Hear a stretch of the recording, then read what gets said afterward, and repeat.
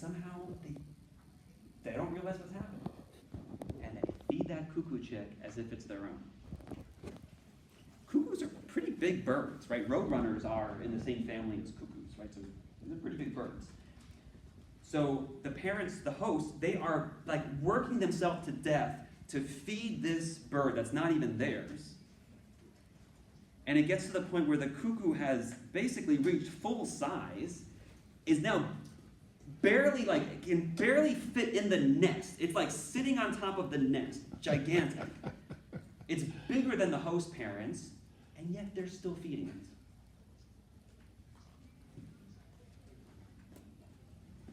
So again, the question is, like, why? What are we to make of these animals? Because the thing is, it doesn't have to be this way. Most insects are not parasitoids. Most birds are great parents. Most sharks don't have intrauterine cannibalism. So, what do we make of these animals? So that's basically the premise, right? So, how did they get so offensive? And what should our response to them be, right? How should we react to them? So I don't know, maybe we can start with any Can I ask a couple clarifying questions? Yeah, sure. Now, don't be shy, because, I'm full of questions, but so are you. Aren't you? Okay. So I am curious, though, about this last instance, and you may have told me this in conversation. So if the egg is close enough to the appearance of the host birds, is the cuckoo bird always the same bird? Like the host parents? Right. Like the same? No. No, but you mentioned how the egg mimics it so well. So I thought maybe it was... So as a species, they all, like the host species, their eggs have a certain color and a certain spotting pattern. Right. And the cuckoos that specialize in that host, their eggs are really good mimics. So it's not like a individual mimic, it's like... Right, well I meant, what kind of bird is that? So one example is a reed warbler. Okay. That's one. So yeah, it's not just one species of bird. That's what I'm trying to get at, like... Yeah, no, but there's other interesting... So the common cuckoo is very widespread in Eurasia. We don't have them here in North America, but they're in Eurasia. And there are different hosts in different areas, and they have different egg patterns. And the cuckoos that live in those different areas, the eggs that they lay match the local host. So it's almost like the cuckoos have kind of like different, say like race, like breeds almost, like it's the same species, but they're a little different. They're kind of specialized to that particular host. I do have one remaining question on the same thing, or same instance. If once the cuckoo chick is hatched, and immediately dispenses with the other eggs, so why was it all that critical for the parent cuckoo to swoop in and do this? It doesn't sound like the host birds are all that cognizant of how many eggs, or, I mean, do we know what happens there? So I mean, I know you've told me, like, suddenly they just have this one and they put all their energies into this one. But I guess we wouldn't know how they felt about the ones that are missing. Yeah, so there's a few things.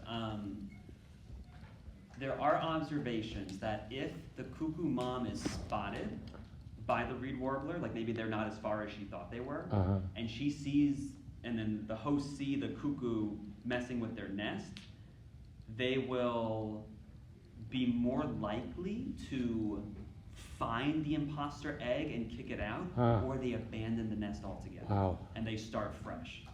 And you can see, like, evolutionarily why that would make a lot of sense, right? Why risk putting all your energy into whatever? We don't know what happened to this nest. Right. So, and some species are more discriminatory than others. Some host species are like better able to like spot the imposters. So this is evolutionarily, this is an example of like an arms race, right? Where the cuckoos get better and better at mimicking and like sneaking in, but the hosts are getting better and better at like trying to figure out the trick and being more aware and things like that. So it's very interesting. Yeah. I'll be quiet now. Yeah. Somebody. Yeah. The emerald cockroach wasp, are they all females, or is it like a male and female? There's males and females, but it's just the one who's laying the egg, the female, who goes through that whole process. Does the egg have to be fertilized or no? I guess it must be. They might be capable of like parthenogenesis, which is, the egg develops from an unfertilized egg, but it's a good question. I think that they'd probably have to be fertilized. So she probably made it already. Okay. And a lot of insects, that the females will store the sperm, and sometimes for weeks or months, so that they're sort of like ready to lay a fertilized egg whenever the opportunity comes. Okay. Crazy. Yeah. So. I have one more then. I have one more. Yeah. I don't want to get to the theology too quick because it's so hard. What's up with these cuckoos and their lack of parenting? I mean, like you said, they're lousy parents or they're just not interested in doing this, but they also obviously want their offspring to thrive, but they just as soon fool somebody else. I mean, I know it's like, I guess we can't interview them. It just seems so strange, doesn't it? Yes, it does. That's why this is interesting. Okay. I mean, again, I just needed to express that a little bit. Again, the issue here is not explaining these behaviors in Yeah. a strictly biological sense, right? With evolutionary explanations, right? If you can pawn off the parenting to somebody else and get away with it, all the power to you, because you can then have more offspring. Right. You're laying eggs in all these hosts, but you don't have to actually raise any of them. You can put your You energy can see somewhere else. Why that would be favored by natural selection, Mm-hmm. if you can get away with it, right? Yeah. One other interesting thing about the cuckoos is that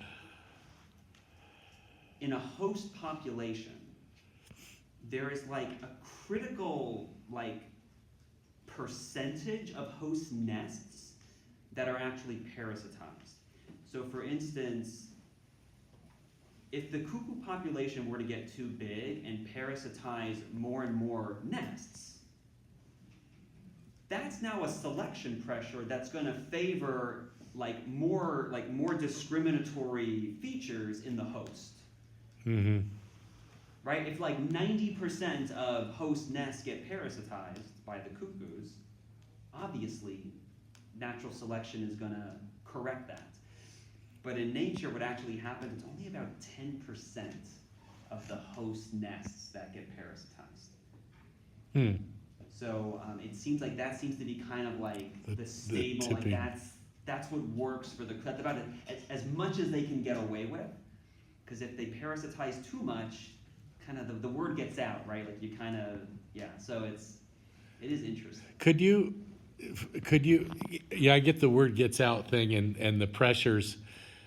How would that work? I mean, obviously, because the word doesn't get out literally, Sure. but I mean, how do we talk about evolutionary pressures in that case?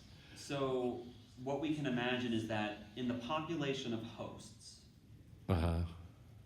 we should expect there should be variation in their discriminatory capability, right? Some may have better eyesight and can notice the egg being slightly different, Mm-hmm. and others might be less suited to that. So there's variation, right? And so That's the it. idea is if only 10% of the host nests are being parasitized, that's probably not enough to have a shift Gotcha. in sort of the distribution of discrimination Gotcha. of the hosts. Okay. But if 90% are being parasitized, well then the few that have the best eyesight, the best discrimination, those are the ones that are going to end up having the most offspring and passing those traits on. Right. And then the cuckoos won't be able to get Right. over to- unless they get Gotcha. better, become better mimics, and that's the whole. I just needed to hear that explained a little bit to Yeah, me. yeah. But yeah, that's super. Yeah. Yeah, any other questions, clarifications?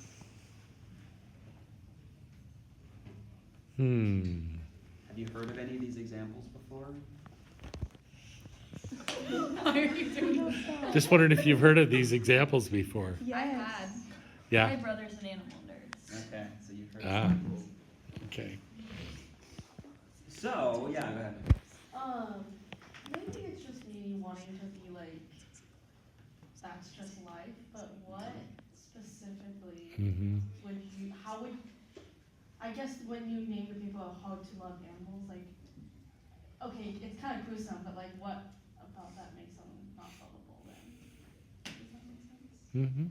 Because that's kind of subjective, I know, but Sure. like, Mhm, how do you mhm. define that? I guess I'm defining it